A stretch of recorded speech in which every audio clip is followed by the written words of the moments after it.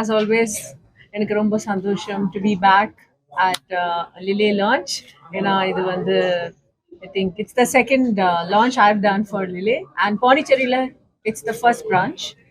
And as you can see, இது ரொம்ப everyday jewelry மாதிரி designs இருக்கும், ரொம்ப லைட்டா இருக்கும், ஈஸியா இருக்கும் போட்டு எடுக்கிறதுக்கு. And I think it's the working women's choice, definitely. Yeah, I guess that's it. நீங்களே சுத்தி பார்த்தீங்கன்னா, especially all the rose gold, which is a very new age, new woman thing. இப்போதுக்கு I am மாஸ்க் கவினோட அதில் நான் இருக்கேன். அப்படிலாம் ஒன்றும் இல்லை, நான் கான்சர்ட்ஸ் எல்லாம் பண்ணிட்டு தான் இருக்கேன்.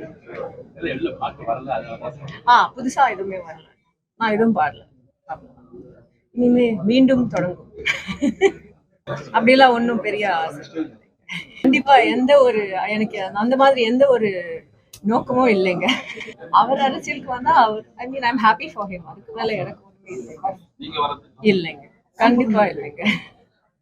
நான் கிட்டத்தட்ட புதுசா எதுவுமே பண்ணல, இப்போதான் நானே நடிக்கிறேன். ஸோ இதை பத்தி எனக்கு எந்த காமெண்ட்ஸும் இல்லை.